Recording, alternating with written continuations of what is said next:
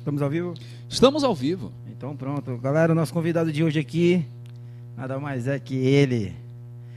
E o nome, qual o nome dele? Vamos falar um pouco do nosso convidado aí, Sérgio? O que tu acha? Não, eu admiro muito como, desde sempre, primeiro como professor, né? O conheci como professor.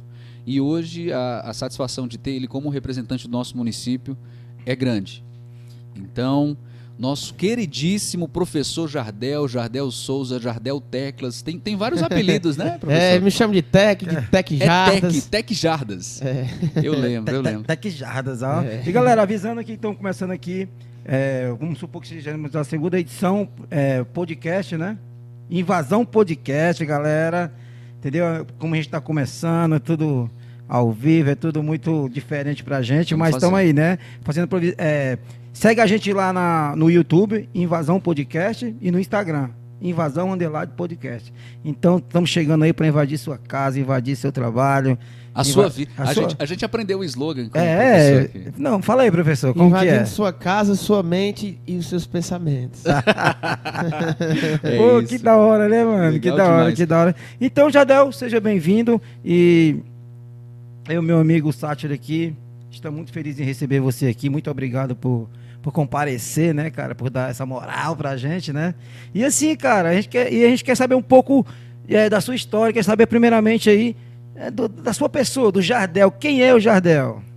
Antes de qualquer coisa, eu gostaria aqui de parabenizar esses dois caras que tiveram essa ideia brilhante, que juntamente aí, Sátiro, Ralado Tatu, também o Diego da Livenet, que tiveram essa ideia brilhante de trazer esse podcast, né, que é algo assim que aqui em Canindé é bem inovador, né, e um bate-papo bem descontraído, né, a gente chega aqui, se sente super à vontade, né, toma aí um chá de boldo. Verdade.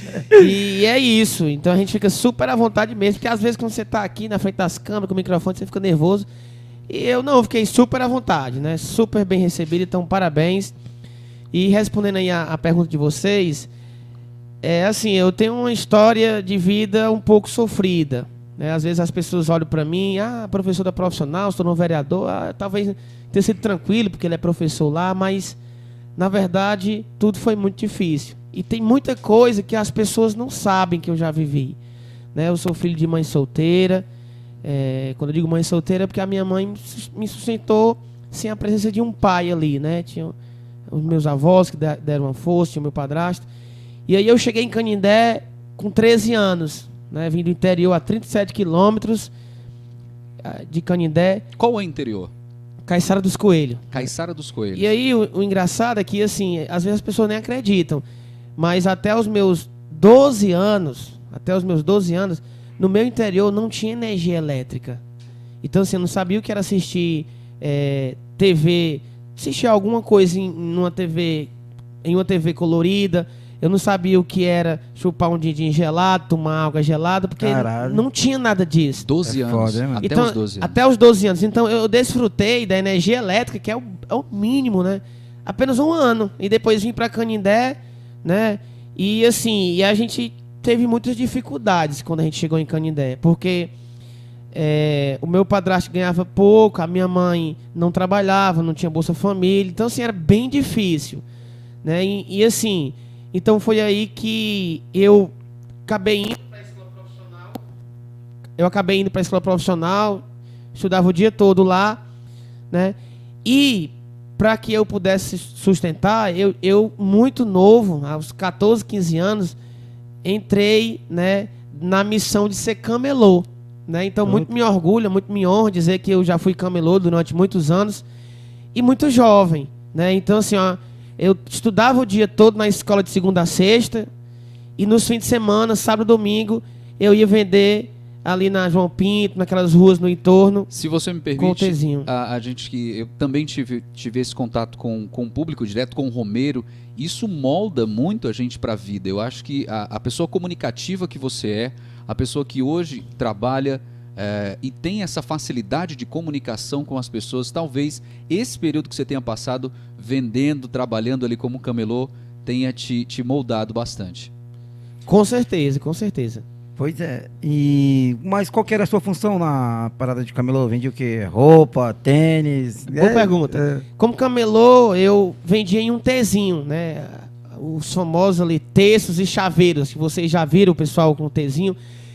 E assim, foi com o trabalho de camelô nos Tzinhos que eu consegui comprar um celularzinho pra mim. Depois de 2 anos, consegui comprar um notebook. Ajudava a minha mãe em casa, entenderam? E assim... E tem até uma história, né, que eu vivenciei em uma das festas de São Francisco, nessa questão dos Tzinhos, que o meu Tzinho, para quem não sabe, o Tzinho ele é feito de madeira, né, que tem umas ripas, né, que atravessam, que é para que os chaveiros e os T's fiquem pendurados, né. E assim, todo mundo tinha um Tzinho com os pés para poder sustentar ele enquanto você fazia uma venda. Só que eu era um dos únicos que não tinha. Você tinha que carregar, então? Eu carregava o Tzinho e quando parava para fazer uma venda, não tinha como eu usar as 2 mãos para vender. Eu só conseguia usar uma, porque a outra era segurando o Tzinho. Puta que pariu, se chegasse um ladrão na hora. Não chegou o ladrão, mas teve um dos dias que eu tava ali vendendo chaveiro, segurando com uma mão, o dinheiro caiu no chão, uns R$200. Aí eu fiquei desesperado porque era um movimento gigante, muita gente ali. Muita gente ali na época de Romaria. Último dia de festa. Aí foi que o Romeiro pisou em cima e disse assim: pelo seu esforço, pelo que eu estou vivenciando aqui, rapaz, pelo seu sacrifício para conseguir fazer essa venda. De longe eu vi, pisei e veio aqui lhe entregar o dinheiro. Isso é bacana, né? Então, assim, foi muito difícil. Sem contar também nos fiscais, que a gente não podia ficar fixo ali parado. Então, às vezes eu parava para fazer uma venda. Aí lá se via um fiscal. Jardel, isso a gente está falando de poucos anos atrás. Sim, poucos anos ali, 2010, 11, 12. E os fiscais começavam a apitar, corre, corre. E como é que corre? Se o Tzinho pesava mais do que eu, né? Então eu pegava o Tzinho, colocava aqui nas costas, saía rodando, fazia aquele entorno, depois parava de novo, fazia 2, 3 vendas. E lá se vinha o fiscal mandando correr. E foi isso. Eu passei durante muitos anos como camelô. Em alguns momentos... eu pensei até em desistir da escola profissional para poder viajar e ganhar um extra, porque as coisas estavam difíceis. Entendo. Mas agradeço muito a Deus, agradeço muito a minha família, né, meus professores também, por terem me ajudado, né, a ter força e a não ter desistido. E eu consegui terminar meu curso técnico na escola, mesmo nessa rotina pesadíssima, que eu acordava cedo demais, né, de ser camelô. E a partir daí, Jardel, você teve também uma história muito forte na área da educação. Sempre tem aquelas incentivadores, e você faz questão de dizer isso, de professores, né, Ralado? A gente sempre tem um professor, uma professora que incentiva a gente, que vê ali o seu potencial, né? Potencial de educador. Como é que aconteceu essa transição da escola para o seu lado educador? Em 2013, quando eu saí da escola, eu tive uma dificuldade financeira e eu tive que vender o meu Tzinho, né? Vendi para pagar umas contas e tal. E naquela oportunidade eu não entrei diretamente na faculdade. Na verdade, eu até passei em outra cidade. Entretanto, eu não tive como ir, porque eu não tinha como me manter lá. Então, assim, foi um momento muito difícil, porque eu queria muito aquele curso que eu passei, mas infelizmente a minha família não tinha como pagar. Entendo. E eu tive que dizer não a uma oportunidade que eu conquistei com muito sacrifício, estudando, por conta dessas condições financeiras. Então naquele momento eu fiquei sem o Tzinho, eu fiquei sem a faculdade, sem dinheiro e sem também a vaga no trabalho do estágio que eu fiz, porque eu tinha 17 anos e não tinha como eles me contratar. Então naquele momento eu vivi um dos momentos mais difíceis que eu já tive até hoje na minha vida. Eu tive assim problemas até assim, quase que início de depressão naquele momento, porque eu fiquei sem saída, né? E aí um professor Cristiano, que eu tenho uma admiração gigante por ele, né, me deu a mão, né? Leciona ainda? Leciona, é professor da rede municipal. Na época me ensinava na escola profissional. Que bacana. Me deu a mão e disse: Jardel, eu estou vendo a sua aflição, porque a gente sempre conversava, e eu sei que você está sem trabalhar, está sem estudar, e eu tenho uma oportunidade para você, não sei se você vai querer, lá na Caiçara. Eu não quero nem saber, eu tô dentro, porque eu sou esses caras meio motivados e tal, que digo, eu tô dentro, vamos chegar junto, o ano era vamos 2013. pra cima. O ano era 2013. E aí eu disse, Não, eu vou com certeza. Aí, quando ele foi falar, ele disse assim, eu vou te antecipar logo, só que eu já tinha dito sim. Ele disse, é para tu ser monitor de ciclismo no projeto Mais Educação. Eu disse, eu tô dentro, eu tenho até uma bike, rapaz. Tenho a minha bikezinha azul aqui. E isso começou uma rotina de muito sacrifício, mas também uma rotina onde eu sempre fui muito motivado. Então eu acordava às 5 da manhã, a minha mãe acordava comigo, então assim, a gratidão que eu tenho à minha mãe é algo que vai muito além assim, do que vocês possam imaginar. Então a minha mãe acordava comigo, fazia o meu almoço, colocava dentro de uma quentinhazinha, dentro de um recipiente, eu pegava, colocava dentro da mochila e saía até a 15 de novembro, 5 da manhã, 5h30, para pegar carona com o professor Cristiano para ir para Caiçara, porque eu ganhava R$360, e se eu fosse pagar para ir de moto, então eu ia sair devendo mais do que o que eu ganhava, porque o valor era bem baixo. Você chegou a falar nos bastidores uma vez que você teve, muitas vezes, fazer esse percurso de bicicleta. Eu cheguei aí algumas vezes para lá, porque o professor Cristiano se acidentou, né? Depois eu até encontrei uma outra bênção na minha vida, que é a professora Dona Fátima, que começou a me dar carona, mas teve alguns dias que eu fui de bicicleta para Caiçara. Né? São mais de 30 quilômetros, mais não. Não, isso tudo não. Quanto é que dá? 17, 15, né? 17, 15, então eu me deslocava de bicicleta para Caiçara para não faltar, né? E aí assim, teve até um dia que chegou um colega meu, né? Parei próximo a um posto de gasolina na minha bike, inclusive, porque eu era muito conhecido pelos meus amigos, o ligeirinho, né? Porque eu fazia 1001 coisa e sempre na bike, né? Eu passava o ligeirinho na bike, né? Até esse apelido hoje não se fala mais. Tem outros apelidos, né?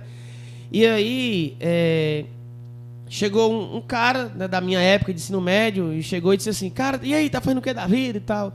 Aí eu disse com tanta motivação, sabe, com tanta felicidade, cara, eu tô sendo monitor de ciclismo lá na Caiçara e tal. Aí o cara olhou e disse assim, cara, tu não tem vergonha não, mano?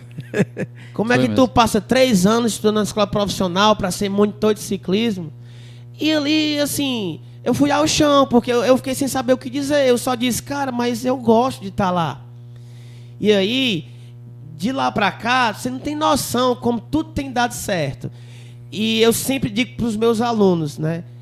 Dê o melhor de si, independente de onde você esteja, para quem seja ou quanto você ganhe. Dê o melhor de si, porque quando você escolhe as coisas, aqui eu vou dar o melhor de mim, aqui eu vou fazer de qualquer jeito. Hora ou outra você vai perder a oportunidade da sua vida.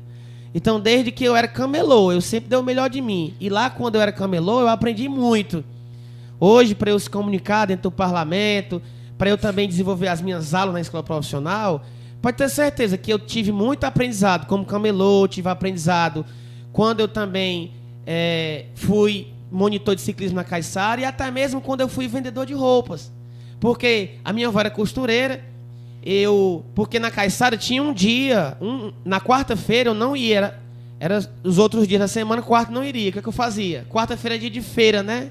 Exatamente, era o dia de feira, né? Na feirinha ali na praça. Praça Azul, Praça Azul. Ainda feira, tá lá, não devido à pandemia. Devido à pandemia. Olha o que eu fazia. Eu já estava acostumado a acordar muito cedo, então não ia fazer diferença um dia a mais, um dia a menos. Então na quarta-feira eu também acordava cedo, ia pra feirinha, comprava os tecidos e levava pra minha avó a 37 quilômetros, né? Aí mandava pelo carro de horário, ela fazia as roupas e eu vendia. Vendia as roupas. Tudo é um processo. Acho então, que você assim, falou, tudo é um processo mesmo de aprendizado. Arlado, se você quer falar alguma coisa? Sim. E você é professor atuante ainda hoje, Jardel? Sou. Eu estou há 6 anos na escola profissional, a escola que eu fui aluno. Eu cheguei lá, eu tinha 19 anos, hoje eu tenho 26, já tá caminhando para os 7 anos já. Cara, que da hora você ver ele contando essa história dele aí. Eu acho que muita gente vai se identificar com sua história, né, cara? Agora é só ver o Jardel hoje, né? O pessoal acha que... Que maravilha, ele já tá assim, né, cara? E assim, agora me conta um pouquinho aí, cara. Como foi que você entrou na política? O que te motivou a entrar na política, mano? Como que foi essa parada aí? Assim, na verdade, eu não era muito ligado à política partidária. Eu sempre fui um cara que gostava de debater nas aulas, quando eu fazia o ensino médio, lá no IFCE, porque eu sou formado pelo IFCE. Sempre gostei de estar ali por dentro dos assuntos, mas politicamente mesmo, nunca passou pela cabeça se candidatar a vereador, né? Eu já tive um sonho até de ser jogador de futebol. Quem nunca teve, né? Interessante, viu? Quem nunca teve. Tinha sonho de ser tanta coisa, mas nunca pensei em estar na política. Né? Foi uma das coisas assim que, se eu fosse voltar ao passado, seria a última das últimas coisas cogitadas e sequer foi cogitada. Uma das marcas da sua campanha foi o incentivo por parte da educação e dos jovens. Exatamente. Você acha que essas pessoas fizeram muita diferença para você aceitar e ir para cima mesmo? Tanto o convite veio deles, né, que aí eu já respondo a sua pergunta e já entro aqui na do Sátiro. Fique à vontade. Como também o fato de eu estar vereador hoje, eu devo muito a eles. Então, assim, se eu tiro hoje do meu grupo político os professores e a juventude, o Jardel é um cara comum, só mais um. Entendi. Mas o Jardel com a juventude e com os professores é outra história. É outra história, não é à toa que a gente ganhou a eleição. Com eles, né? Com essas pessoas que abraçaram. Porque o movimento de se candidatar começou exatamente assim. Porque eu sempre fui um cara que tô no meio da galera, né? Chego ali, falo com todo mundo. Ganhei muita confiança dos meus alunos logo quando eu cheguei na profissional. Porque eu cheguei com espírito de aluno, né? Eu cheguei com 19 anos e convivendo com uma geração que eram meus colegas. Pô, você começou a dar aula com 19 anos? Foi, lá, inclusive. Com 18, na Caiçara, né?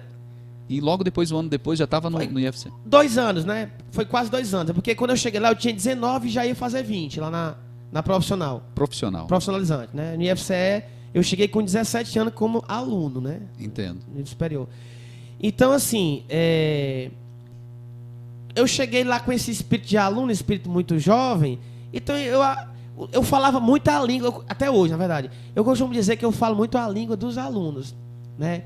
É aquela coisa, como eu já fui um deles e um deles muito recente, então a gente consegue sentir o que eles pensam, consegue sentir qual é o desejo. Acho que o aluno ele se identifica muito de ter a facilidade de conversar, de ver você como um irmão mais velho, por exemplo, que pode se abrir, que pode ali estar conversando e falando sobre as dores que o adolescente tem hoje, que é um pouco difícil até para o adulto entender essa linguagem, né, Jardel? Não tenha dúvida. Inclusive, eu já presenciei muitas situações na minha própria escola e também em outros ambientes do jovem chegar para mim e dizer assim: professor, eu estou passando por uma dificuldade tão grande, mas o que é, meu caro aluno, o que é que está acontecendo?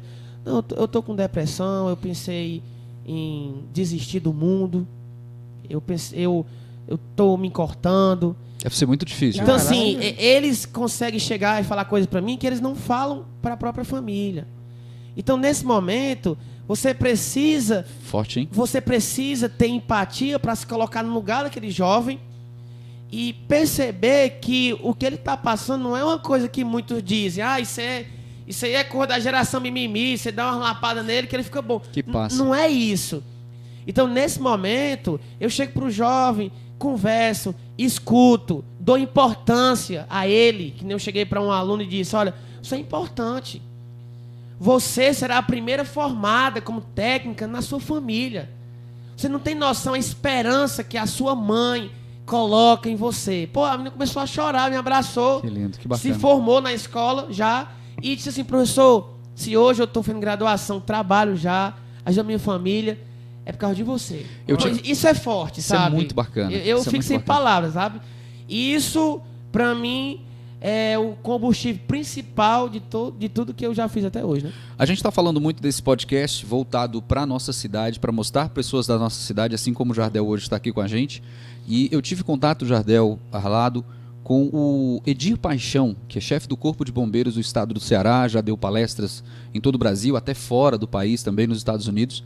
E ele fala muito sobre a preocupação que tem hoje no interior do estado com jovens que infelizmente vêm a tirar sua própria vida, a ter a depressão muito forte em casa. E é muito importante que a família hoje tenha essa atenção de sentir os sinais. E daí o educador também, o pessoal que leciona, que estão nas escolas, tem também um papel muito importante, assim como você registrou. Qual o recado que você deixa também para as famílias, já que você lida com tantos alunos, com tantos adolescentes que nesse momento podem estar acompanhando aí a gente? O recado que eu deixo aí para as famílias é que a parte psicológica ela é muito mais complexa com o que você vê por fora. Bacana. Então, assim, você olhar para um jovem e achar que ele está com mimimi e que é a geração que não aguenta a pancada, como eu já escutei alguns, não é assim que você resolve as coisas com um adolescente. Com um adolescente, você, sobretudo, precisa dar importância a ele. E dar importância, muitas vezes, é no mínimo, é fazer o mínimo, escutá-lo. E aí, quando você escuta e você começa a se solidarizar com a dor dele, ele começa a perceber que alguém escuta ele. Porque, acredite, muitos deles tiraram a vida porque eles não tinham ninguém que escutassem. Quando eu acho que, creio que quando ia falar com o pai, mas sai daqui, Exato. pô, né? Vai. E muitas E vezes... acontecia muito isso Acontecia muito. com a gente. Eu já passei por isso, né? Eu ia falar, Com certeza, pai, todos sai nós. daqui, né? Todos nós. E às vezes você, assim, não é nem eu não estou nem aqui julgando a família. É uma forma de alerta. Eu acredito que Com a certeza. própria escola tem um papel importante. A parte também... a própria escola tem um papel importante. A parte também dos psicólogos que fazem um trabalho brilhante aqui em Canindé e também no nosso estado em si. Um trabalho de atuar junto à família, né, conscientizando e explicando como lidar com isso. Porque muitas vezes o pai diz, se eu der uma chinelada na boca dele, ele para de mimimi. É porque, na verdade, ele vinha de uma geração que atuava Essa assim. criação, né, cara? E na época isso funcionava. Hoje não funciona. O mundo globalizado, a tecnologia também entrando na mente de todo mundo. Muita informação. Muita informação, entendeu? Uma questão também de rede social, onde o jovem acaba... Tudo repercute muito, né? Tudo repercute em torno de uma mente de um jovem que ainda não está formada.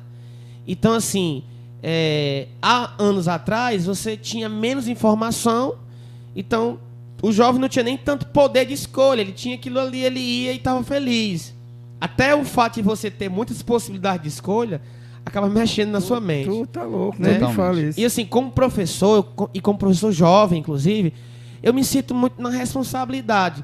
É óbvio que jamais tirando o papel importante de quem é o profissional da área, que é o psicólogo, psiquiatra e etc. Mas, sobretudo, como alguém que lida diariamente. Porque quem lida diariamente com o jovem é o professor. E a gente, como professor, a gente tem que se reciclar. Eu tento me reciclar o máximo que eu posso.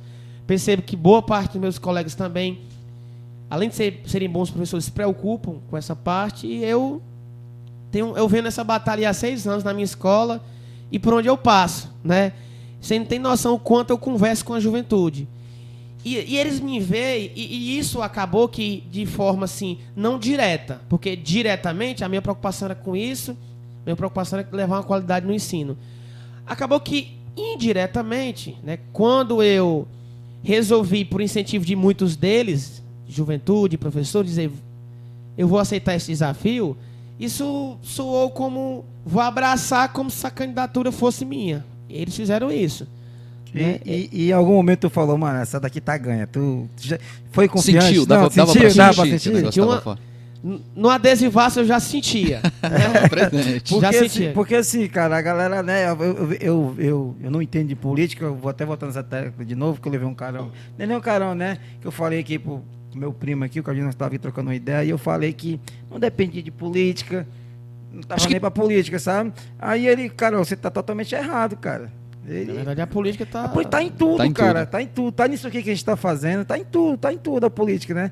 Então, a gente tem que debater política. A gente tem que entrar nessa questão porque afeta a gente direto e indiretamente no nosso trabalho, na educação dos nossos filhos, na nossa saúde, né? E muitas questões aí, cara. Com certeza. Aí, assim, aí que eu bato nessa tecla, cara. Aí me fala como está sendo essa experiência aí para você como vereador. Eu vejo que você é um cara da hora. Eu lhe acompanho, assiste no editar, mas sempre se vende, se cumprimenta. Sim, e eu vejo também, eu acompanho o seu trabalho na internet. Eu acho muito bacana o que você faz. Acho que você é o primeiro vereador a fazer se destacar na internet. Acho muito bacana, representando aquela galera mesmo humilde, né, mano? Que a nossa maior população aqui é a população humilde. É um moleque que joga uma bola, é um moleque que toma uma cerveja, é um moleque que trampa lavando um carro, entendeu? E quer queira ou não, eu acho que você, eu, o Sátio, essa galera vê a gente, né, mano, hoje, assim, como uma inspiração, cara. Eu vou falar assim de mim, um pouco de mim. Sou tatuador, cara. Eu vivo de tatuagem em Canindé. Quem diria um negócio desse, verdade, né, brother? Verdade. Quer queira ou não. revolucionei. Hoje a galera que eu tatuo é um policial, é um delegado. Tu tá entendendo? Quer queira ou não, eu dei a volta por cima e aquela molecada que se espelha em mim, ela pode chegar em mim, trocar uma ideia, conversar, cara. E a gente... E não vê a tatuagem como foi... Ela, na verdade, foi marginalizada perante algumas pessoas na sociedade. Entendeu? E hoje isso começou a ser... Hoje eu já não vejo dessa forma. Exatamente. Mas quando eu estava no ensino médio, tentaram colocar isso na minha mente. Porque o cara tá... Isso é bandido. Até você entrar no estabelecimento... Não é isso, né? Você entrar no estabelecimento comercial hoje, quem entra, o cara que usa o piercing, o cara que tem a tatuagem, você vê as pessoas... Eu não sei o que você passa, Ralado, mas a gente vê o desconforto de como seguranças, enfim, atendentes acaba... como é que se diz? Pré-julgando aquela pessoa que está entrando. Eu acho que isso foi pior. Hoje está bem... Hoje está bem melhor. Está bem melhor. Tá bem melhor. A galera Já me vê foi. assim, já, caralho, é tatuador. Né? Já fala logo assim, né? Não tem outra conversa, né, mano? Aí assim, não, mas voltando ao assunto aqui, não é a questão da minha tatuagem, mas eu vejo que muita gente se espelha em você, tá ligado? Eu vejo o seu trabalho, você nas comunidades, você tira um dia.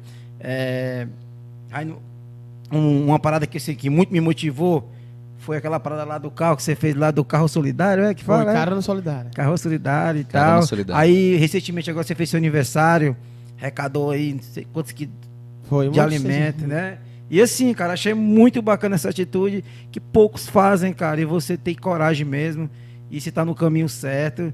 E vai pra cima. Agora me conte aí, cara, como é que tá sendo a sua experiência. As experiências aí... Né? Deixa eu só complementar um pouquinho, que para você falar em cima disso, tem muito a ver também.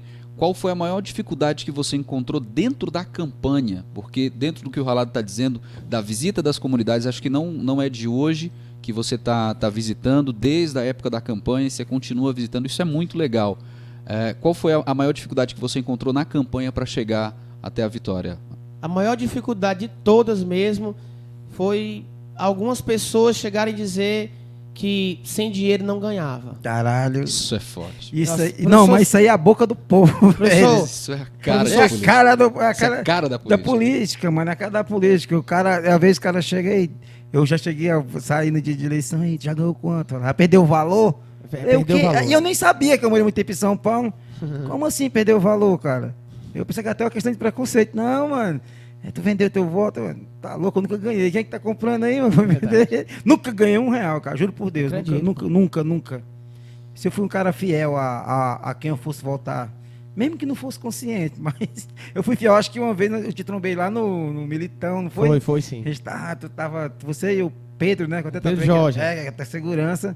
Aí você pedindo apoio e tal. Eu até então não conhecia a tua história. Aí eu falei, não, mas eu já tenho boa sorte pra você, mas eu já tenho um político que eu voto, entendeu?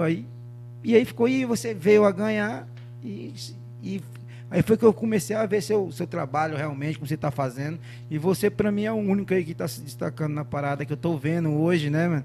Que hoje, e a partir de agora eu vou me interessar mais por política. Isso é importante. Entendeu?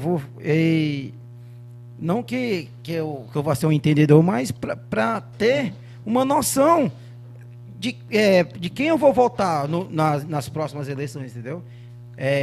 E hoje nós temos aqui uma parada aqui, já que você responde a sua pergunta aí. Hoje a gente tem uma parada aqui que chama internet, galera. Tem internet que tá aqui, ó. Você vê quem tá fazendo, você vê quem não tá fazendo. Você tem, onde é que você puxa lá para saber a questão dos vereadores? Tem prestação de contas, né? Qual que é essa parada aí que... O próprio site da Câmara, isso aí mesmo. Ele tem hoje a produção de cada vereador. Você consegue puxar lá no site facilmente quantos projetos o vereador fez, quantos requerimentos ele solicitou.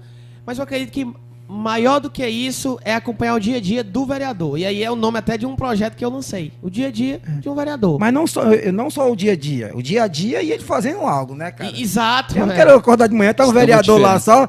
Galera, hoje eu acordei aqui tomando um cafezinho da manhã, tá ligado? Aí também é demais, né? Daqui a pouco eu vou na comunidade ali da Vazante do Curu. Vou almoçar em tal Vou almoçar lugar. E faço a galinha caipira que eu tô chegando aí, né? Isso é claro que você tem que pegar o dia a dia e transformar em algo concreto, né? Isso. E aí mesclar essa rotina de mais dinâmica do dia a dia de um vereador com algo assim de concreto. O que você conseguiu trazer, que a ação de impacto foi feita, né? E assim, eu sou um cara que eu posto muito, né? Fala um pouquinho sobre os teus projetos, os projetos que te levaram a hoje Deixa eu só responder sobre a questão da dificuldade, né?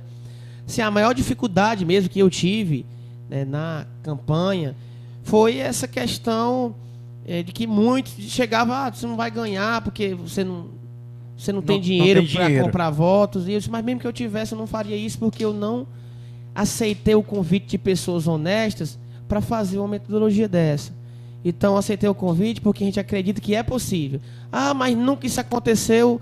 E eu sempre acreditei que tudo na vida, né, em algum momento tem que acontecer pela primeira vez. Verdade. Então, teve um momento que alguém nunca tinha construído um ar-condicionado. Teve um momento que alguém nunca tinha ido à Lua. Então, teve um momento que alguém nunca tinha sido concurseiro, depois passou em 5 concursos. Então, tem que ter uma, que eu costumo chamar de quebra de paradigma, né? E aí eu disse, pô, se nunca teve a primeira vez, essa pode ser a primeira vez. E aí eu comecei um trabalho muito forte de motivação, acreditem. Foi dessa forma que a gente ganhou. A gente ganhou a eleição usando muito a rede social, claro, divulgando, mas, sobretudo, um trabalho de motivação, fazendo com que aquele jovem, que para muitos políticos era visto apenas como um simples voto, se tornasse numa grande liderança de atrair mais pessoas. Dificilmente você vai ver outro político, né, pelo menos nesse pleito eu não vi, chegar para um jovem de 16 anos, 18 anos, e dizer, pô, você é muito importante. Se você vier para esse projeto, acredite, a chance da gente chegar lá vai ser enorme. E se a gente ganhar, pode ter certeza que foi por conta de você. Então eu fiz muito isso. Você valorizou o voto daquele rapaz, né? Aquele cara que tinha apenas um voto, convenceu a família a votar honestamente, convenceu o amigo, atraiu outras pessoas e divulgou na rede social. E não só divulgar, mas divulgou com motivação. Então eu costumo dizer que nós ganhamos essa eleição de forma limpa, transparente, batalhadora, com motivação. Dizer um negócio que me chamou muita atenção na tua campanha também. Eu tive 2 primeiros contatos com o Jardel, através do meu amigo, Darlan Vieira. Aproveitar e mandar um abraço para ele, que levou você até a minha casa. Darlan, tamo junto. A gente foi assistir um jogo de basquete junto com outros 2 amigos, bem pré-pandemia mesmo. E ali a gente teve o nosso primeiro contato, a nossa primeira conversa, e ele disse, olha, ouça aí o que ele tem para dizer, eu tenho certeza que ele vai lhe conquistar. E ali a gente teve uma conversa muito bacana e foi muito legal. Em outro momento, dado a conversa que a gente teve na minha casa, você fez o convite para o Adesivaço, né? Foi. Para trabalhar ali junto, fazer o projeto de vídeo, de edição.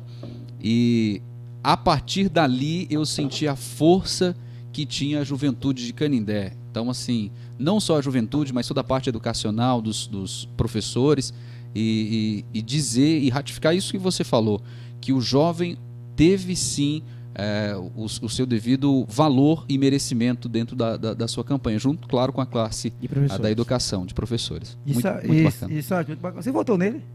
Olha, aí o voto é secreto e especial.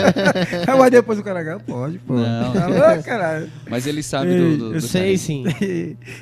Isso é uma palavra que a gente tem que... mano. Talvez ele não conversou comigo direito. Quebrou o protocolo. Quebrou o protocolo. Mas é importante. Né? Talvez se tivesse conversado comigo direito, ela, não, chega aí, mano. Põe um uísque aqui,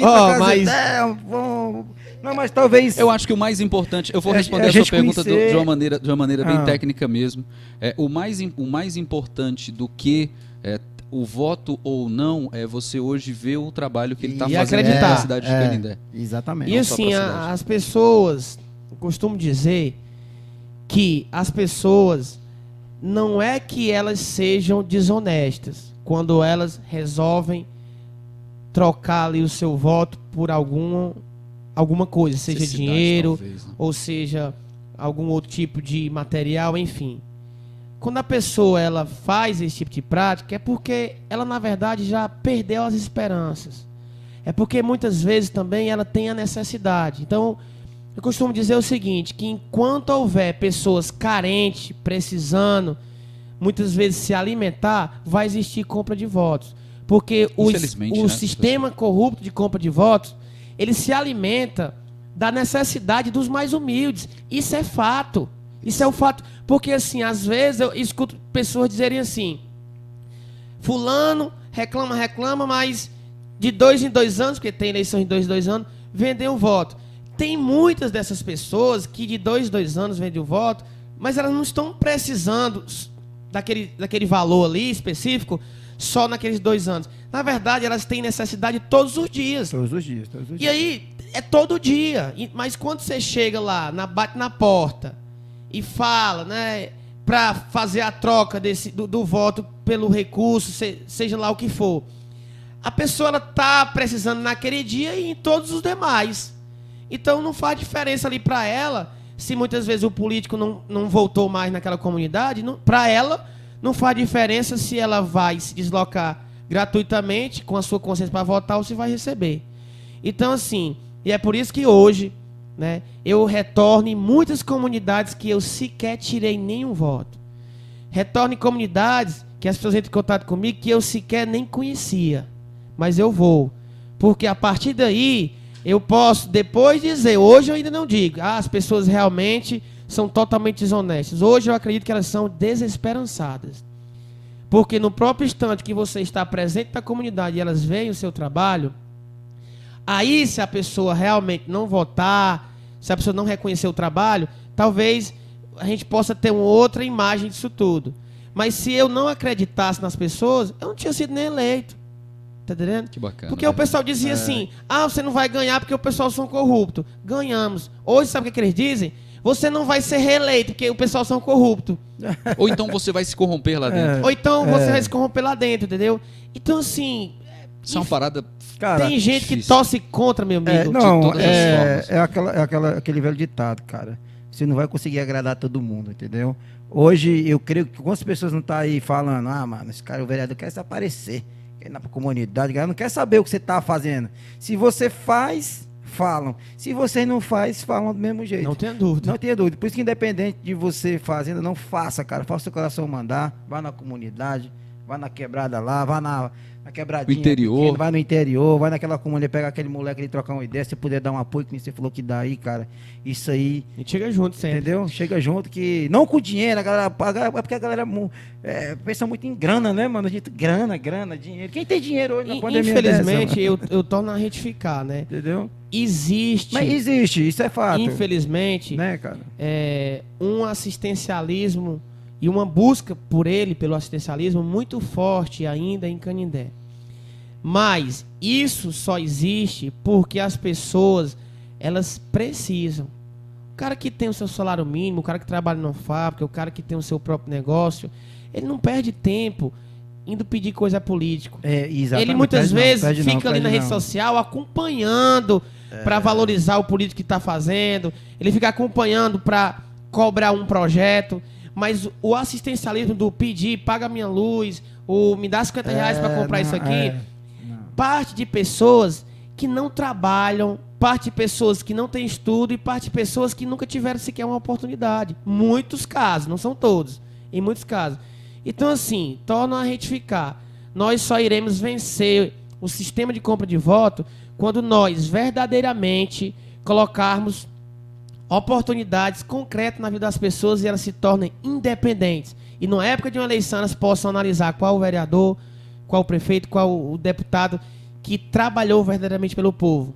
E não o vereador que foi lá e trocou o voto pelo dinheiro dela. Cara, porque... Muito bacana. E detalhe que tem cara que vai lá na cara de pau, né? E volta lá na mesma quebrada lá. Ó. Vai e consegue. Consegue. E pior de tudo é que ele consegue, tá entendendo? Mano, então, assim, uma outra coisa também, além de combater o sistema de compra de voto voltado a levar a política verdadeiramente pública para as pessoas, levar a oportunidade de levar emprego, tem também toda essa parte da conscientização política. De você chegar nas pessoas e mostrar o poder que ela tem do voto, o valor que ela tem do voto, o poder de transformação. Mudar um pouco o pensamento que as pessoas, infelizmente, acabou criando ao longo de todos esses anos. Eu fiz um vídeo, o meu último vídeo, foi um vídeo assim, eu fiz na frente ali do Arco de São Francisco, e eu dizia, faltam 3 dias para as eleições. Lembro que me arrupei todinho com esse vídeo, sério mesmo. De vez em quando eu volto um pouco às cenas, eu estou em casa no domingo. Tá no teu Instagram? Tá no meu Instagram. Já vou olhar também, viu, Raladão? E aí eu disse, saiba que seu voto não tem preço, o seu voto tem valor. tem valor de mudança, tem valor de esperança. Foi muito forte esse vídeo. E aí, tem como passar esse vídeo aí? Tem no... Se tiver? Procurar? Sim, foi um vídeo que ali ela tocou muitas pessoas. Você que ainda está em dúvida, você que ainda não tem seu candidato, né? Então não foi um vídeo entrando no espaço dos outros, foi um vídeo que naquele momento eu percebo que muita gente que estava em cima do muro eu conquistei com aquela fala, né? E assim, eu vejo que a vida é isso, cara, é motivação. É você fazer com o coração, né? Não só como obrigação, mas com o coração chegar e... Uma pergunta simples e que talvez abra aqui a mente de muitas pessoas. Muita gente fala sobre vereador, prefeito, deputados estaduais, federais, presidente, enfim.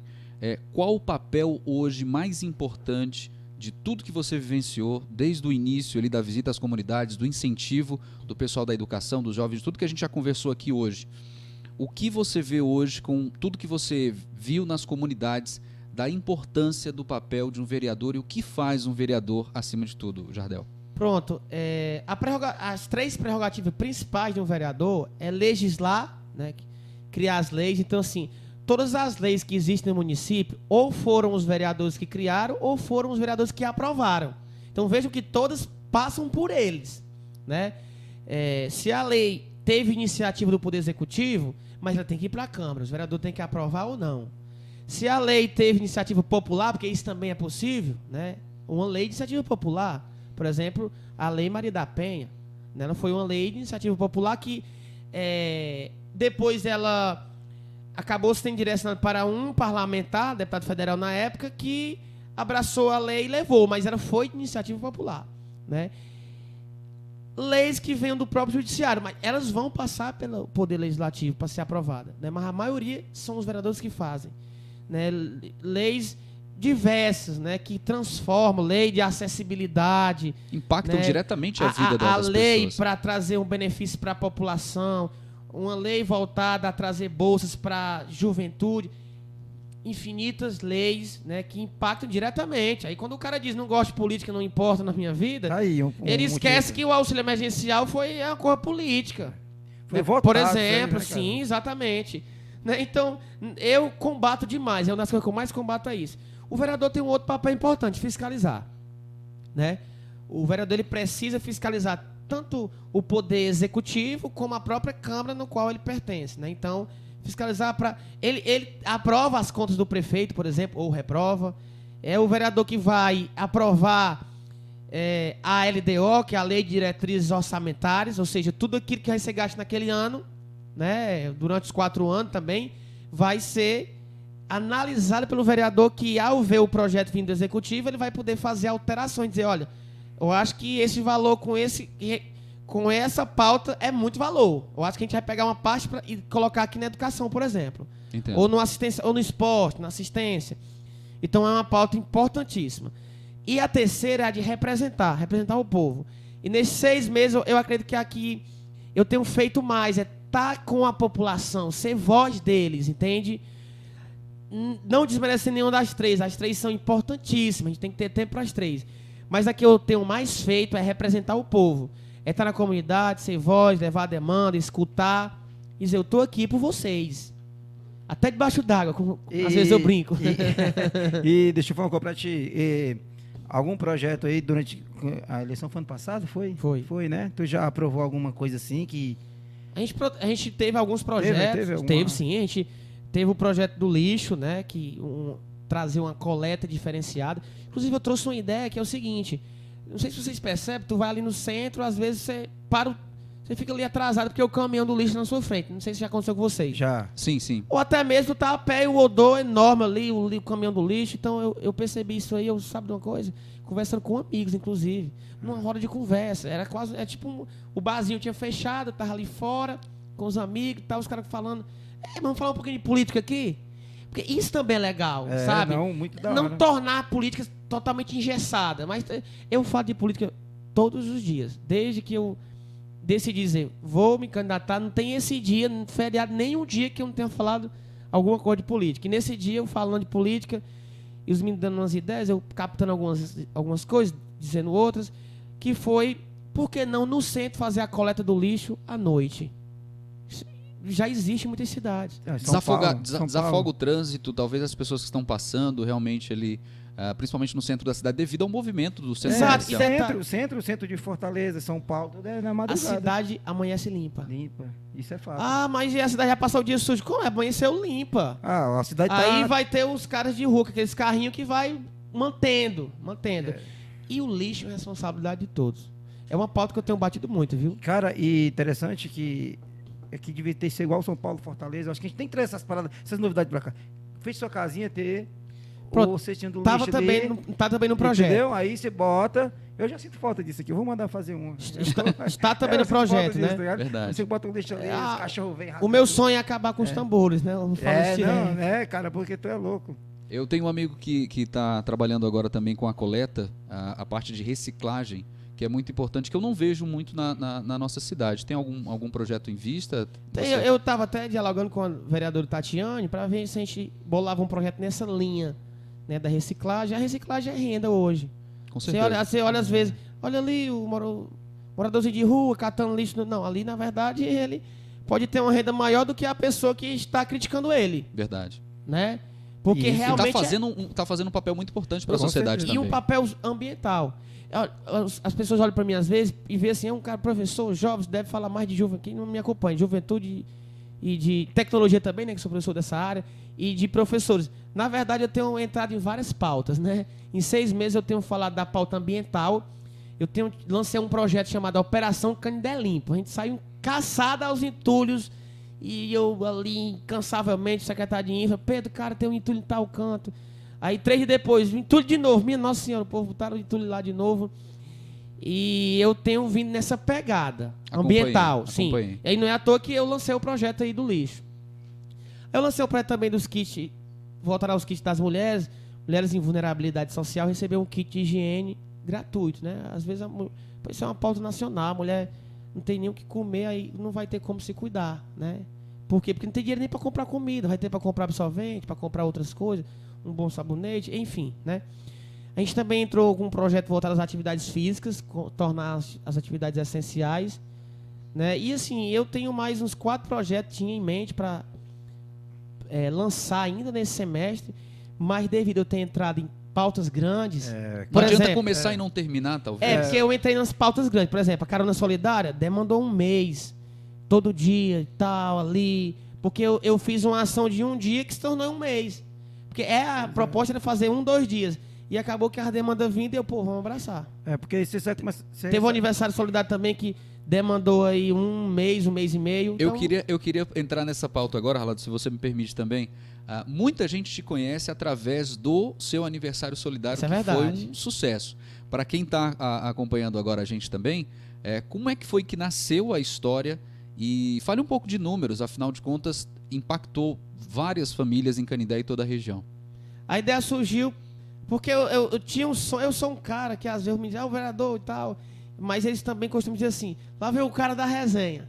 Porque, por incrível que pareça, a galera me vê assim... eu posto coisas muito formais nas minhas redes sociais, né? Às vezes também posto descontraído, mas eu sou um cara que eu gosto de uma resenha. Cara, ninguém nem pensa quem conhece. Pra mim, eu nem te vejo como vereador. Ele gosta daquele nosso ambiente ali. Já encontrei ele naquele nosso ambiente ali do monte, ali, daquele nosso amigo lá. Pois Gosto demais. Então, assim, eu sou um cara... Exatamente, o cara tá tomando um aqui do meu lado. Nem imagina. Aí ele é professor, mas não tem problema, eu não tô dando aula naquele momento. Exatamente. Quando eu tô em sala de aula, eu não falo de bebida, eu não descumpro o meu papel como professor. Eu sou humano, tem que ter vida também, entendeu? Então, assim, eu gosto muito de estar com a galera. E eu costumo ser um cara, assim, realmente da resenha. Eu faço a galera achar graça quando eu tô ali tocando uma ideia, né? Agora, recentemente, só abrir aspas aqui. Fica à vontade. Tira umas brincadeiras, né? Eu cheguei lá na Ancad e aí, Silvinho... Eu vi. Grande abraço, Silvio. Cara, ele faz um trabalho bacana. Não, o Silvinho é um cara extraordinário, eu tenho consideração grande por ele. E assim, o Silvinho ali, certamente com vários problemas, mas sempre sorrindo, e eu levei... Deixa eu fazer ele sorrir um pouquinho mais ainda. E aí, na brincadeira ali, aí aí o Alan gravando disse assim, Jardel, tu acha... Aí eu olhei, eita, meu irmão, tamo nesse porco aqui. Aí o Alan disse assim... Mas tu acha que esse porco dá quantos quilos? Mas uns 780 quilos. Aí o Silvio olhou, não, é só 100, né? Então, assim, É claro que eu sabia que não dava isso, mas era uma questão de descontrair, sabe? Já visitei o espaço da ANCAD e é um trabalho excepcional que o Silvio faz hoje. Exatamente. Ideia pra gente trazer ele aqui pra conversar também. E aí, assim, legal mesmo. eu tinha uns... Por eu ser esse cara que a galera me costuma chamar de o cara da resenha, né? E eu sempre falo isso, a resenha vai ter resenha, tem resenha, né? E a resenha que eu falo, às vezes é bater um racha, jogar uma bola, né? Tomar um chá de boldo, coisa básica. E aí eu disse assim, rapaz, eu vou fazer meu aniversário. 2020. Ali em janeiro eu decidi, vou fazer meu aniversário. O que eu fiz? Comprei um carneiro, mandei pro interior e o carneiro começou a ficar gordo por lá. De vez em quando ele ia pro interior e tal, dava um milhozinho lá, mas lá tava sendo cuidado. Mas quando eu chegava, eu fazia uma resenha por lá com o carneiro.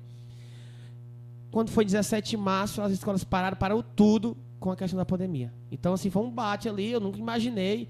E aí o me disse assim, tu ainda vai fazer teu aniversário? Mas eu vou fazer, porque até lá tem acabado, né?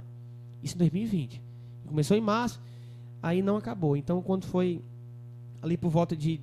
Que dia é o seu aniversário? 7 de junho. 7 de Quando junho. foi ali por volta de 15 de maio, eu postei um vídeo na internet. Eu disse, pessoal, eu ia fazer meu aniversário, ia ser uma grande resenha entre amigos. Mas eu decidi adaptar a ideia. E eu vou fazer um aniversário solidário para arrecadar a cesta básica para as famílias que estão num momento difícil aqui na pandemia. Que bacana. E quanto ao carneiro, eu vou doar o carneiro para quem doar qualquer alimento. Então, na verdade, vou doar o carneiro para uma rifa, desculpa. Eu vou doar o carneiro e sortear entre as pessoas que doarem o alimento. Em vez de comprar o ponto, doava o alimento e ganhava um ponto ali. Exato, já ganhava um ponto. Já era um incentivo para quem queria. Isso aí já era diferente, sabe? Já soou algo. Pô, os caras, todo mundo aí fazendo sorteio e tal, mas diferente, um carneiro. Por mais que o cara ali, ele não tava doando por causa do carneiro, mas foi simbólico, mano. O cara botou um cara, aí eu fiz um monte de vídeo, puxando, fui de cavalo pra lá, puxando o carneiro.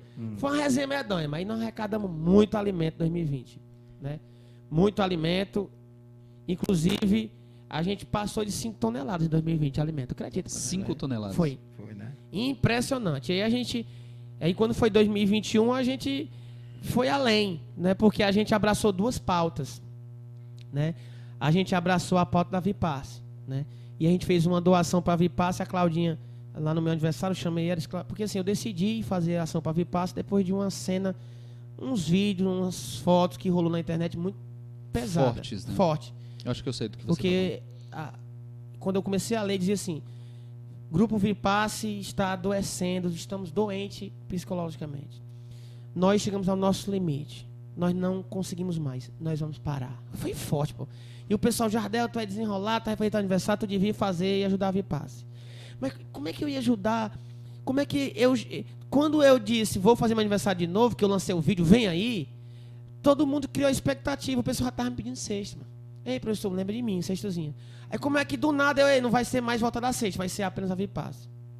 Então eu tinha uma decisão difícil ali. Pô, vou escolher a cesta ou a Vipasse?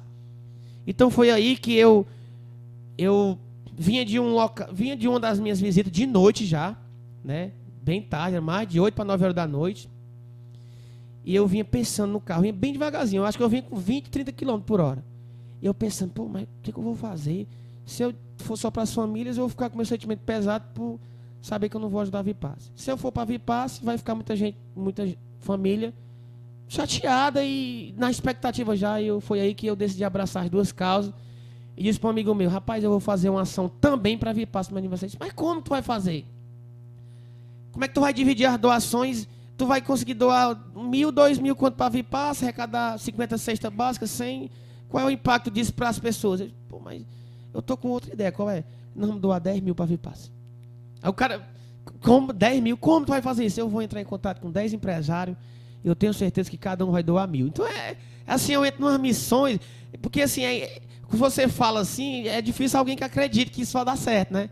Porque numa crise, com mais de 1 ano de pandemia, os empresários baleados, né? No sentido de dificuldade. Estão sofrendo. Aí o cara diz assim, pô, tu vai arrumar 1.000 com cada empresário? Resumindo a história, nós conseguimos mais de 3 toneladas de alimento, conseguimos 12.400 reais para a Vipasse. Foi impressionante, né? Se eu fosse transformar tudo isso em alimentos, dava muito mais de 5 toneladas. Né? Eu queria destacar aqui, Jardel, principalmente essa tua positividade, cara, que te faz essa pessoa tão querida, tão carismática e principalmente que as pessoas confiam tanto no que Pessoas você confiam. fala. O que mais me motiva é isso, né? É que eu chego motivado e as pessoas acreditam. Né? Eu até explico Cassiano, cara, até peço desculpa, enfim. Não é todo dia que alguém chega aqui te pedir R$1.000, né? Uma doação. O pessoal chega Abraço, Cassiano. Mandar um abraço. 200, 300, 100. Mas 1.000 conta isso. Não, professor, não tem problema. Eu sei que você é um cara direito, que faz com o coração. A gente vai doar. Então, ali, diretamente. Foi a primeira pessoa que você foi? Não foi a primeira, né? Foi ali já próximo do aniversário. A gente vai doar. Que bacana. Né? Então, é isso. E eu...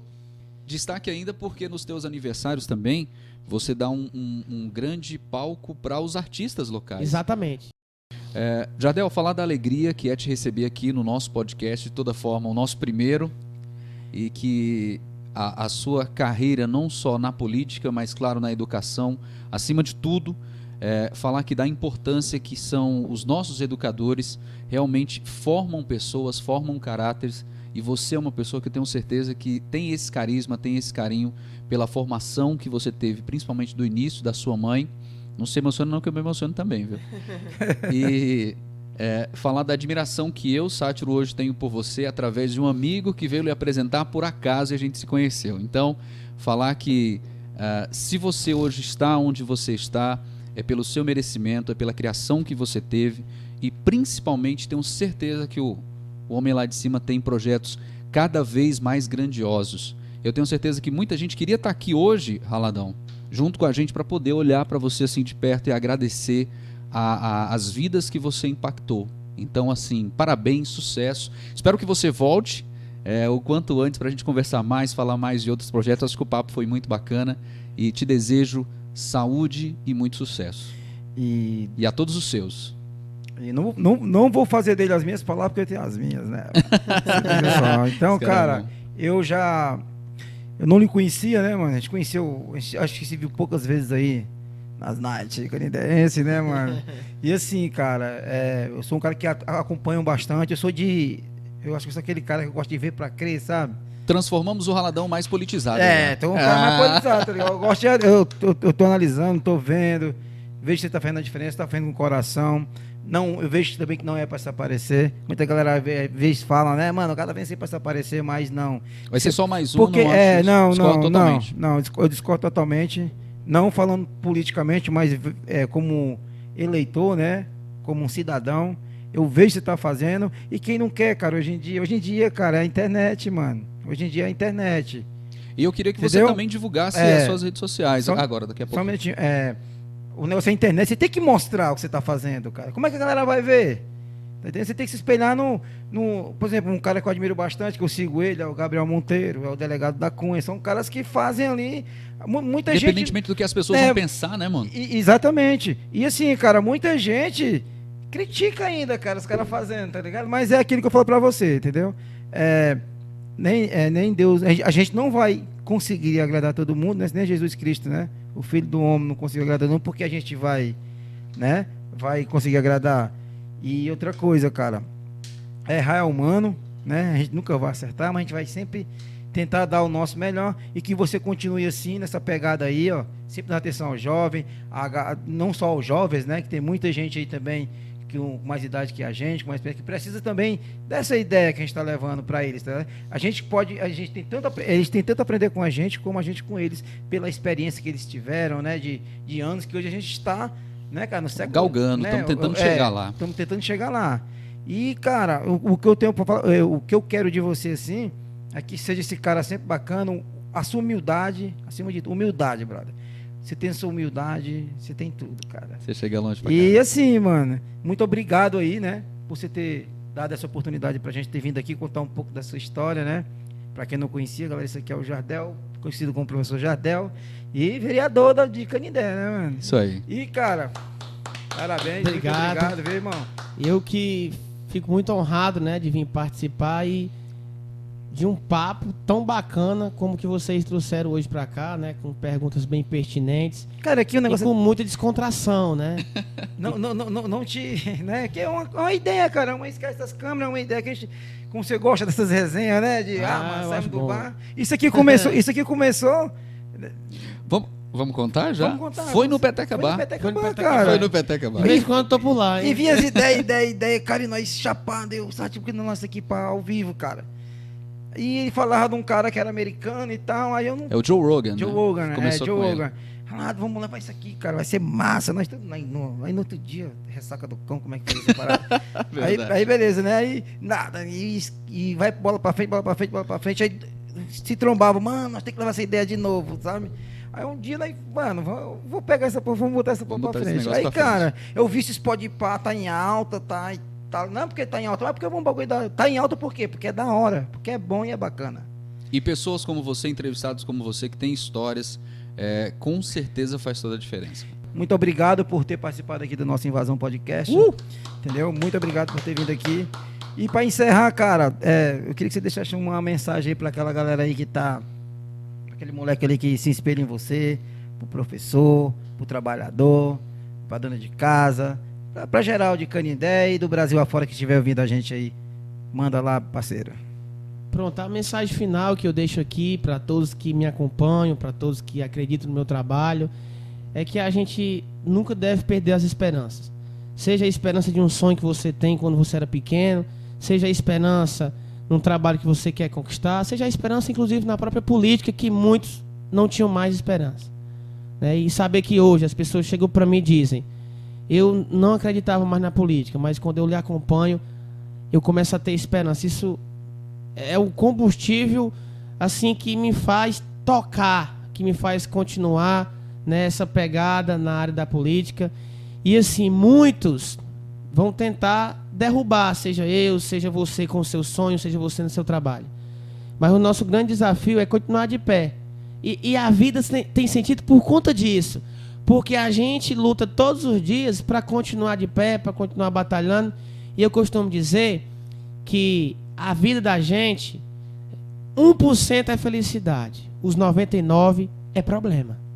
Então a gente passa todos os dias pagando um boleto, a batida de um carro que aconteceu, alguém da família que está doente, aí vem uma picada, um toque de felicidade, aí você renova as energias e continua lutando. Que bacana. E depois vem mais problema, e tem problema, e é no trabalho, é o seu funcionário que faltou, é você que chegou atrasado, é você que batalhou para conseguir uma coisa, mas na hora H alguém foi lá, ultrapassou e você perdeu.